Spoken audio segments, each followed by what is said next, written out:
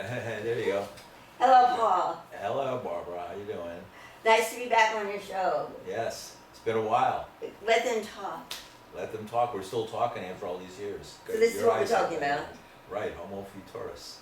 Let's jump to the future.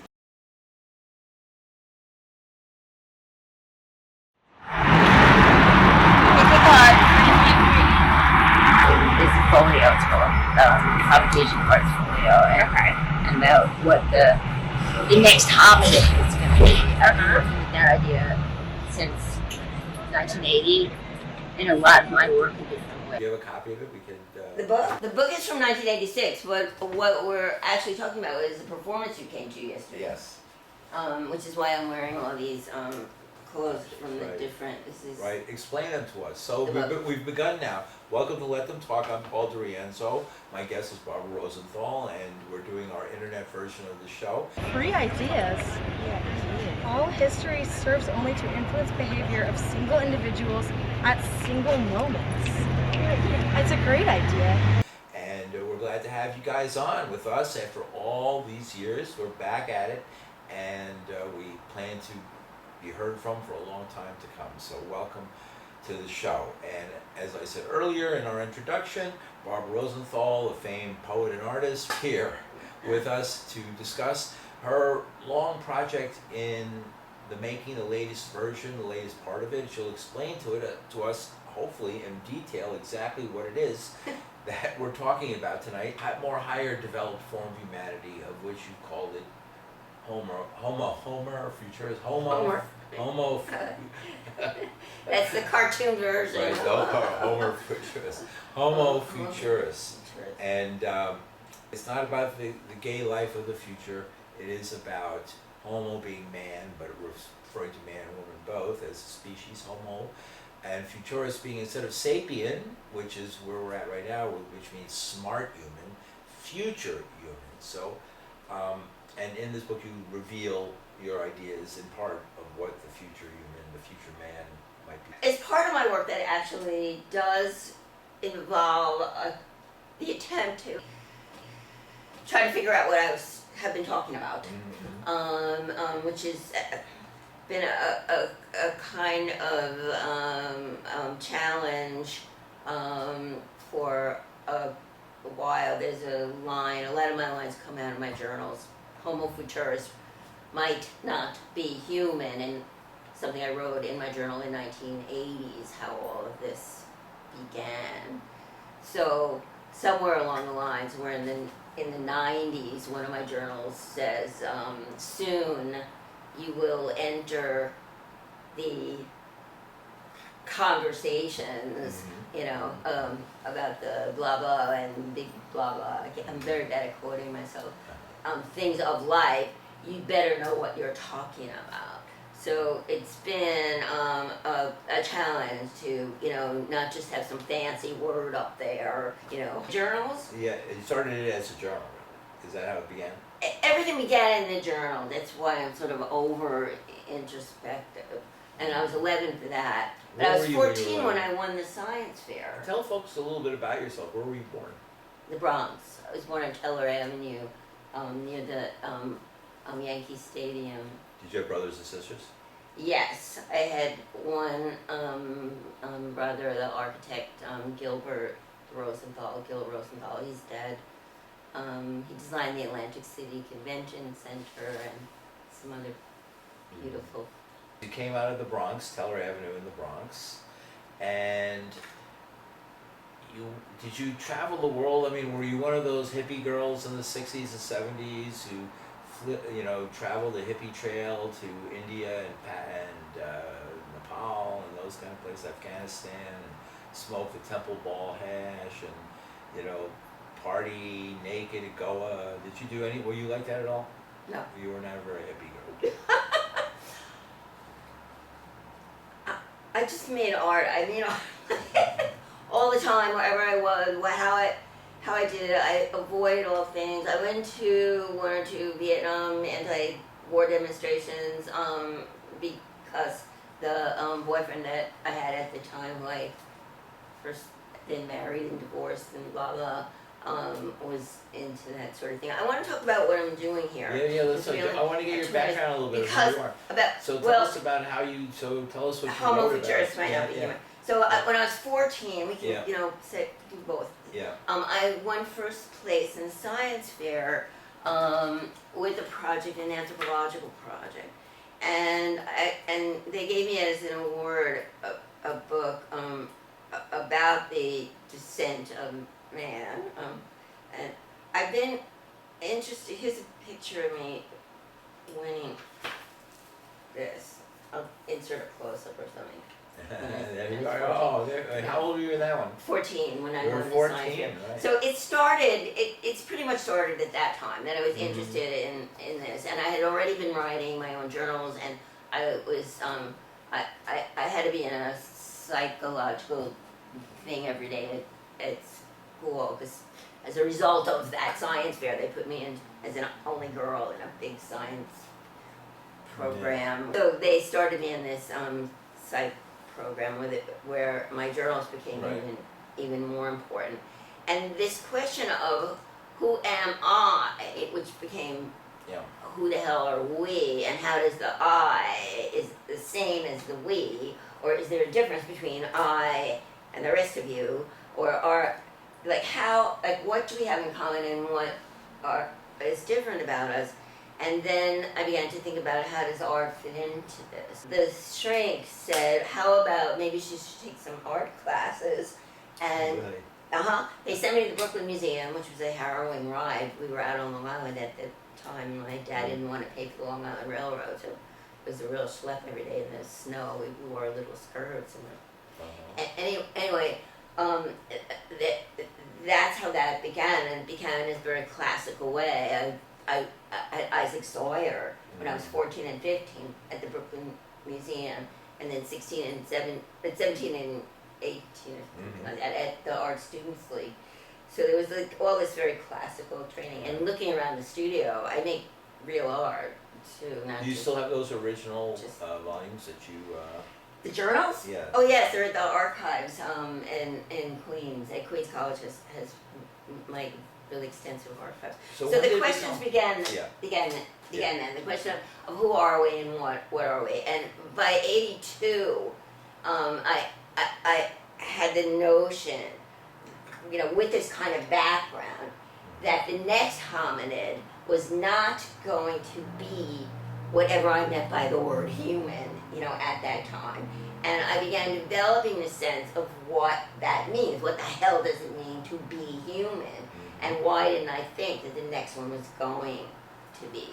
So out of that became some of these cards, which became a folio of cards.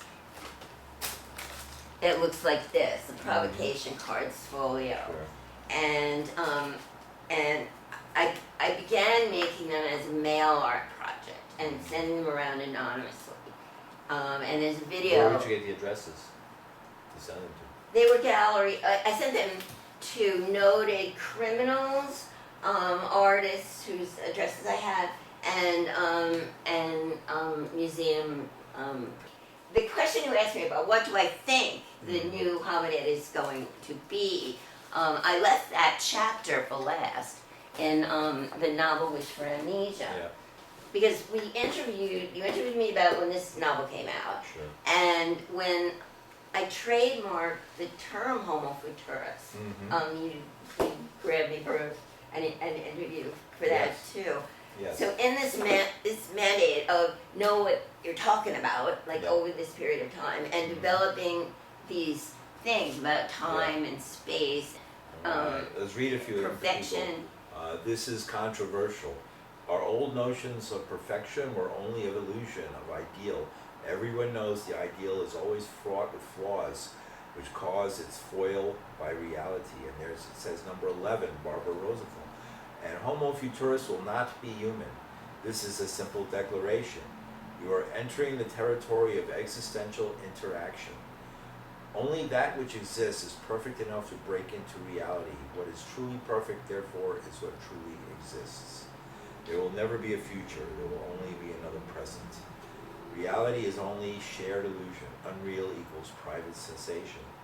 The future is an illusion, blindsided by the present. And this is controversial. I like that one because Yeah. it's such a simple nonsense. This is Yeah. controversial, but if you say no, it isn't, it becomes controversial. Yeah. Like that sort of thing. This isn't all of them. I keep project binders. I keep That's a sort of good idea. ongoing project binders of all the projects, and I call everything projects now. What I wanted to mention was this show at Julie Kaplan Gallery. I was in in what is it, 90 something, which was called Values, and that is how I'm basing my thoughts about the new human. Like everybody's talking technology, but when I started with thinking about the new human, I started thinking about what our values were, not so much. I anticipated we were going to be interdeveloped with some type of technology. I thought also that, and this I'm saying related and not related, that if we selected, that means sexually selected mates, so if we selected for intuition, we'd all have ASP. You know, I see. You could because breed ESP into the population.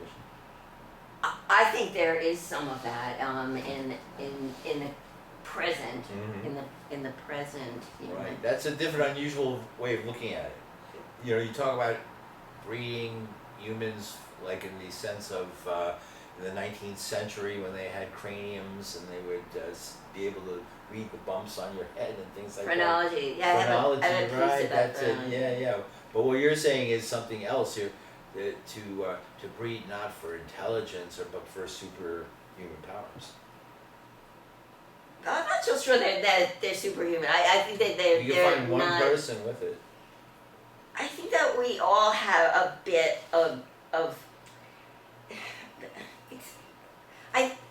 some of my writings are actually about what is magic and what is not. The eyesight, for example, like how do we know something is across the river? Anyway, so this was like some of the things that happen with them is that I've given them out. This is Brussels, and the hat and all that is, and this is the video. The video is I'll give the it a little relation. longer. Hold it up a little longer for people to see. in This the future. particular Yeah. pages from the video. There you go. Here, I'll help you do it. All right, great. I wanted to read the final description. The book, it's been like 50 years in the development of the 18 editions, but the chapter where Jack makes a speech, which is called Homo Futurus in the Trans-Millenial Century, I left for last. I wrote, like all the other chapters of the book was in place in 1985, and then expanded through the 19s and the 20s and whatever, and until I actually had a publisher that was more legitimate than myself in 2017 or thereabouts, 2015 maybe, Debbie Chaps, did I decide I would write the speech. This is the reading volume. When I read at readings, I always use the same volume of the book I'm reading from, of the title, and make little changes sometimes. How many revisions has this book gone through? Revisions, thousands, and they're in trunks and everything at the archive. But printed editions, 18. 18 revisions. And started. The first one was Expansions. More. expansions, Like, right? Yeah. And what year was that when it started? The book. It was the first issue of the book that was printed. 79. I'm bad at numbers. We just learned that. Yeah. Something like 78, general area, 79. The cultural era of the time, right? That was sort of like I cannibalized. era. Yeah. I wasn't into the music scene. It came around. I mean, I heard any scene. Somehow it's ephemeris. Things that come and go escape. Yes, ephemeral. Escape me, Ephemera. I hesitated about ephemera because they have boxes and boxes and boxes. My archives there are called ephemera. Ephemera. They have all my candy wrappers from Europe and like. Oh, great. Well, all right, here we have something like this. By 2050, he's saying, we will have engineered Homo Futurus from ourselves, he said, and engineered the first better Earth as sustainable habitat for it from what's left of Earth's natural plants and animals, minerals, liquids, and gases. Engineered? New species? The room contracted tight solid. You are the new Messiah of the Trans-Millenial Century, Jack's voice is in his head, said again. Your actions will determine the course of the universe. He parted his lips. He patted them on his sleeve. Everyone looked at each other with growing dread. They wanted him off the stage. His Adam's apple rose and fell in his thickening neck. No one will like anything you tell them. Dear friends, he started over, full peace and tolerance and socialization is possible not by building a piecemeal biomedical robo-cyborg doomed to failure in a continually degrading, insufficient habitat still mired in hierarchies. Don't revisit your old ideas. Say what you are doing now to save the world. Human competition of any kind is a subterfuge by differing strains of DNA to succeed in replication and thwart all others. We are programmed by a gene for self-recognition to interact with everyone else as same or not same. We are programmed to assist family, to the family recognition gene, as the most aggressively controlling gene in the human pool. All other genes are regulated by it. Long disguised as junk, this gene for same self-recognition has been isolated and well. And then he kind of goes on, and then when Who's this character? Jack Rubin. Jack Rubin is the son of Holocaust heroes, that partially trying to live up to his father's reputation, but also he begins to wonder if he is indeed the Messiah. There's a song in Hebrew, Mi Malel wrote Israel Otani Yimne Hain Bechodor Yak Hagibor Go on. And it means basically like in every age, a hero or sage arose to our aid. And I wonder, like, does every Jew wonder, is it me? Like, do the Thai children wonder? Like, are they the Dalai Lama? You know, like, and I wonder whether, like, all of us, like, have this thing, like, maybe it is. Like, maybe we have this thing. So I gave it to, after I divested myself of the worry, whether it was me, I gave it to my character Jack, you know, who's played by the voice in his head, etc. And that's who he is. Most of the action takes place between his family members, you know, but the real character is the voice in his head. He's the imaginary character. That's pretty cool. Beatrix is partly human and partly imaginary.